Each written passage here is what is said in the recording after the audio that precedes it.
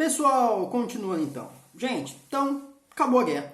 Os alemães vão impor aí, quer dizer, estamos em processo de negociar o fim da guerra, né? Mesmo terceiro.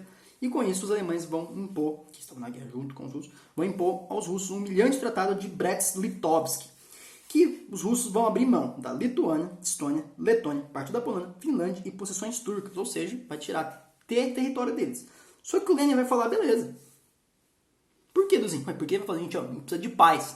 Pra gente manter as conquistas revolucionárias, a gente precisa de paz. Então, para ele, tá zero isso aí. É humilhante, é complicado, mas ele vai dizer que isso é necessário. Vai ficar tranquilo. E a Revolução Socialista, a primeira Revolução Socialista do mundo, vai ameaçar, vai assustar muitas nações mundo afora. Essas nações, Alemanha, inclusive Inglaterra, Estados Unidos e França, vão querer sufocar a Revolução de tudo quanto é forma. Inclusive, quando começa, como vai começar uma guerra civil entre os soldados vermelhos e os soldados brancos, e o fato dos soldados brancos ter o apoio e ligação estrangeira vai ser desvantagem para eles, porque os vermelhos vão defender que, entre aspas, a Rússia para os russos defender os interesses nacionais anti-estrangeiros. E isso vai ser popular com os russos. Essa política anti-estrangeiros vai ser bem visto pelos russos. Então, esse pessoal que queria sufocar a revolução vai apoiar o Exército Branco, que vai quando eclode a Guerra Civil contra-revolucionária. Então, o fato de eles serem apoiados por esse pessoal que queria sufocar, queria sufocar a revolução, vai ser mal visto, né? E vai gerar mais apoio dos russos aos bolcheviques aí, né? Aos soldados vermelhos, ok? Tenham isso em mente. Então, quem que vai ser o responsável por liderar o dito Exército Vermelho aí que vai lutar nessa guerra civil que é iniciada uma medida contra-revolucionária? O Trotsky. O Trotsky famosão aí também, o Trotsky vai ser o responsável por essa liderança. Então, foi criada a Tcheca, que é conhecida como polícia secreta nesse momento, que muito contribui para a consolidação do regime. Então, o governo vai estabelecer um comportamento econômico completamente diferente, até então, que é chamado de comunismo de guerra. Todas as terras foram nacionalizadas, os artigos da primeira necessidade foram racionados e proíbe-se o lucro e os bens da igreja ortodoxa. Lembrando que nesse momento a igreja ortodoxa era a parte religiosa aí do mundo russo que vai ser confiscada. E como nós sabemos, já vimos isso diversas vezes, a igreja sempre tem bem pra caramba. Então, a primeira confiscação do bem aí é recurso, gente. É recurso pra caramba, ok? Tenham isso em mente. Então começa, né, os contra-revolucionários. Tem os apoios das nações capitalistas e vão fazer para sufocar a revolução mesmo. Aí o Trotsky entra com o Exército Vermelho, que vai liquidar o exército dos soldados brancos em 1921, colocando fim na Guerra Civil. E já vamos ver qual que é a determinância aí, por que essa Guerra Civil foi vencida pelos soldados vermelhos aí, né, os bolcheviques. Por que aconteceu essa vitória na Guerra Civil tão nítida assim? Então, o comunismo de guerra, que era a política econômica do Lenin, primeiro, vai produzir um colapso novamente na economia russa. Então, a gente não tem em mente que a Revolução Russa foi a solução, que acabou porque às vezes pode dar essa impressão, que aí acabou fome, acabou a miséria. Na verdade, muitas condições vão voltar, a condição econômica vai ser pior do que era antes da Primeira Guerra Mundial. Então, realmente não vai ser a solução para uma série de problemas. Então, não é sobre isso que é aqui. Não é sobre dizer o quão foi a solução, mas sim como esse processo foi revolucionário. Ok? Porque solução ele não foi. Tenham isso em mente. Inclusive, a parte dos camponeses que haviam ficado ricos, né? Não vão gostar muito da resistência, vão criar aí uma resistência e entregar a parte das colheitas ao Estado, que agora tinha, né, não tem mais o privado, agora é tudo coletivizado. Então, não é muito bem visto como são ocupadas todas as fábricas. Lembra que parte do projeto era ocupar todos os meios de produção também, que vai fazer que tenha uma queda na produtividade e, sobretudo, vai gerar mais fome e mais insurreição. Teve uma greve na base naval de Kronstadt em março de 1921, e essa insurreição vai ser, novamente, reprimida como e por quem? com força pelos bolcheviques liderados pelo Trotsky, novamente. E o objetivo dessa revolta, dessa insurreição, era democratizar o regime, que eles vão dizer que eles haviam transformado isso numa ditadura de capitalismo do Estado. Era uma ditadura mesmo. Agora, se capitalismo do Estado, não sei, mas de fato, tremeu meu celular, não sei porquê, gente. Mas de fato, era uma ditadura. Eles não vão negar isso em nenhum momento, ok? E lá na Ucrânia, os anarquistas liderados pelo Nestor Makhno vão apoiar os bolcheviques contra os exércitos brancos, mas depois foram descartados e reprimidos também. Então, gente, tá tremendo muito o celular aqui. Mas desculpa, não vou parar aqui e cortar tudo para ver. Perdão, gente. Então, por que os bolcheviques vencem? Temos aqui os tópicos na página 14 de vocês. Esquematizadinho assim, certinho e bonitinho. Para começar, faltava estrutura para o exército branco funcionar. O exército dos soldados brancos não era centralizado. Obviamente, os vermelhos, como eu disse aqui diversas vezes, detinham que referente aos bolcheviques, tinha uma maioria militar muito grande. Muito grande. E se eles tinham tomado posse dos meios de produção e, eventualmente, as indústrias modernas, eles tinham armas melhores. O Trotsky foi uma liderança muito qualificada. Esse é um dos pontos que vai marcar essa vitória deles aí. E, além disso, grande parte dos camponeses apoiaram os vermelhos, pois eles foram beneficiados aí com a reforma agrária, que eu disse para vocês lá atrás, que é o motivo deles estarem apoiando e vão continuar apoiando. Então, ele vai tomar medidas decisivas, né? Porque foi uma medida o Lenin vai tomar uma medida, já é uma medida decisiva por si só, o comunismo de guerra, que é o objetivo controlar todo o recurso econômico no Estado. Tenham isso em mente. Então, ele vai conseguir apresentar os bolcheviques como nacionalistas, que lutava contra os estrangeiros. E o fato dos soldados do Exército Branco serem apoiados pelas nações capitalistas estrangeiras vai ser mal visto. Isso vai ser uma vantagem para gerar um apoio mais fácil ao Lenin. Por mais que muitas coisas do governo do Lenin, como ninguém estava muito contente também, não. Tinha essas ressalvas, mas o anti-estrangeiro era mais forte na população russa nesse momento, ok?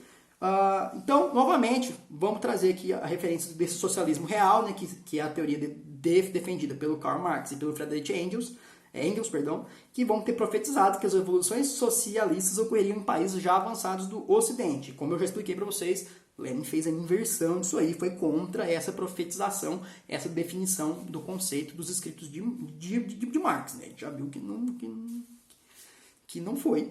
E era um país atrasado a Rússia. Então, por isso que Marx, na previsão dos estudos escritos dele, dizia que a Rússia seria o último país a se desenvolver dessa forma, pendendo ao socialismo. E essa parte que eu já deixei, acho que eu deixei claro na minha parte, que eu falei só o que era o socialismo de Lenin, não vou entrar muito nisso, mas quem quiser se localizar do que eu estou falando agora, porque eu comecei a fazer de novo, tá na página 14 de vocês, que eu estou usando aqui de roteirozinho de guia, tá aqui no socialismo real, mas tudo que tá aqui eu já falei para vocês com mais detalhes na parte anterior, que eu falo só sobre o socialismo de Lenin, ok? Tenham isso em mente, só para vocês não se perderem. Então, novamente, a situação política e econômica da Rússia não era das melhores. Novamente, isso não havia mudado. Isso não foi transformado. Eles tinham diversos problemas ainda. Ainda era uma situação desesperadora. E a economia ia muito mal e mudanças eram necessárias. Só que o Lenin estava tranquilo. Ele falou que era um passo para trás para um dia dar dois para frente. Só que a gente sabe que isso não estava acontecendo com muita tranquilidade. Só que o que ele vai fazer? Ele vai dar uma flexibilizada, vai dar uma tranquilizada aí, restaurando parcialmente uma economia de mercado para dar uma melhoradinha nessa economia. Parcialmente, eu estou dizendo. Isso já era chamado de nova política econômica. Então, ele dá uma flexibilidadezinha, dá uma liberadinha na economia de mercado, que ele havia fechado, né, para ser completamente o anticapitalismo. Mas ele dá uma cedida e dá uma liberadinha aí nessa parte para ter um pouquinho de economia, voltando aí com o mercado, funcionando com a economia de mercado. Perdão. E essa nova política vai se prolongar até 1928, quando vai entrar origem aí nos planos quinquenais. Quinquenais porque, de fato, vai funcionar de forma quinquenal, que vai entrar planos econômicos aí diferentes aí, que vão entrar em vigor em períodos quinquenais. Então, só para vocês terem ideia aí. E nisso a gente vai chegar num momento importante aí da Rússia durante muito tempo, que é a fundação da União Soviética, né? União das Repúblicas Socialistas Soviéticas, que vai ser em dezembro de 1922, durante um congresso de sovietes, novamente vai nascer a URSS, que vai compreender 4 repúblicas inicialmente: Rússia, Ucrânia, Bielorrússia, Transcaucásia e mais tarde repúblicas que vão ser integradas futuramente: Uzbequistão, Turcomenistão e Tajiquistão. Nomes difíceis de falar, não é fácil. E tudo isso numa margem de 4, 5 anos depois, tá bom? Só para vocês terem ideia. Até 7 anos depois estariam integrados essas 3 novas repúblicas socialistas soviéticas. Novamente, no Congresso dos Soviéticos. Só para vocês terem ideia de como que eles eram essa organização e a importância dos sovietes nesse mundo russo que nós estamos falando. Ok, pessoal? Com isso, o Lenin já estava falecendo, já estava doentinho e sempre existiu a sombra do medo de quem ia substituir Lenin.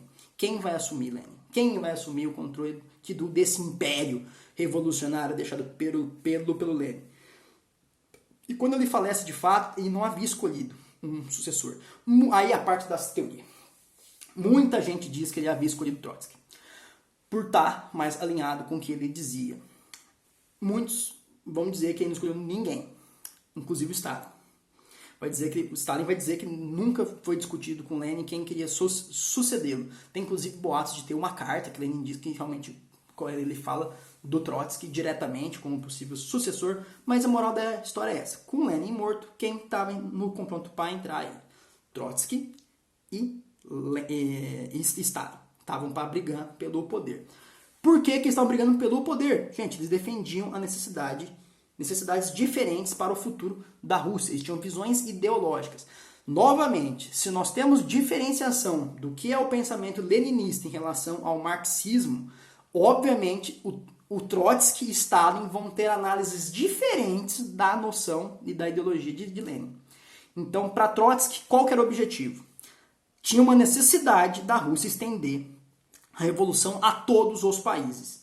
O Stalin vai falar, não, e vai defender a tese que primeiro deveria ser consolidado o socialismo na Rússia e depois a revolução em outros países, com o sucesso da Rússia, iam começar a aparecer automaticamente. Então, esse era o principal conflito. Aí entra novamente 2 vertentes. O Stalin ele era conhecido por perseguir politicamente diversos de seus adversários, né? Diversos adversários políticos. Stalin inventou o Photoshop, começou a pagar gente de foto, gente que era inimigo dele, ele tinha cortado de cena, ele vai mandar deletar de foto e falar que fulano não existiu, e vai dar uma dessa. Então, existe a vertente mais aceita, né? O que não vou dizer que é a única, existe a vertente mais aceita que o Stalin perseguiu Trotsky até ele ser eventualmente aí exilado e assassinado no México em 1940 por um agente da NKVD, Comissariado do Povo para Assuntos Internos, uma força secreta e particular. Então, é esse que é o ponto. E um outro vertente da análise histórica, que eu descobri discutindo com um outro historiador recentemente, vai dizer que, na verdade, o Trotsky ele era um rato traidor mesmo, maldito, e que ele mereceu toda a perseguição que ele levou e que não tem essa nada não. Trotsky traiu a União Soviética e fugiu. Duzinho, qual que você acha mais alinhado com a sua análise? A da perseguição de Stalin.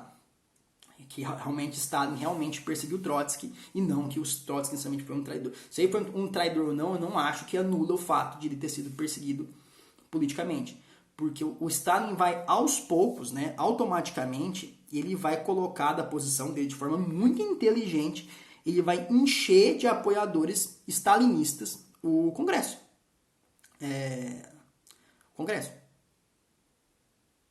O Congresso. Bom, acho que eu posso dizer que isso. Mas principalmente, para a gente deixar isso claro, secretários das organizações locais específicas do Partido Comunista, o qual ele era secretário. Então, secretário geral. Então, por isso que ele vai conseguir minar a influência do Trotsky de forma tão efetiva. Então, existe esse descuido e que o O Trotsky foi destituído, eventualmente exilado, mas isso não foi por acaso. Para mim, claramente, na minha análise, parece uma manipulação de Stalin, que ele tinha poder para isso, tinha inteligência para isso. E o Trotsky ele era muito inteligente, gerava inveja em diversos outros pensadores daquele momento, inclusive os historiadores gostam dessa versão, mas ele era muito arrogante e não era muito apreciado por causa disso. Ele era criticado de ter entrado muito pouco antes da Revolução Russa, por exemplo, a fazer parte do movimento. Um outro ponto é que diversos outros membros meio que subestimaram o Stalin também. Gostavam mais do Trotsky, subestimaram o Stalin, falaram, não sei, tinha essa parte também durante essa manifestação política.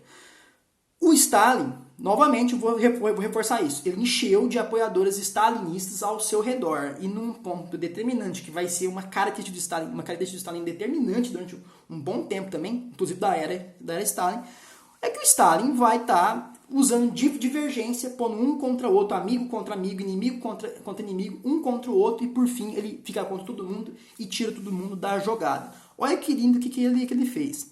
Ele vai apoiar o Bukharin, que era contra o Kamenev e o Zinoviev. Em 1920 e 29, ele se volta contra o Bukharin, que apoiaria a nova política econômica. E depois, ele vai executar os três. Esses três caras que ele apoia e desapoia, ele vai executar os três. Então, esse era o Stalin, gente. Então, para mim, é mais alinhado dentro dessas teorias que eu explicitei para vocês que o Stalin realmente tenha perseguido aí o Trotsky a ponto de ter sido destituído, exilado e eventualmente assassinado lá no México. Eu acredito a mando de Stalin. Então, pessoal, terminamos e brevemente vamos assumir aí agora a última parte falando sobre a era Stalin. Até já.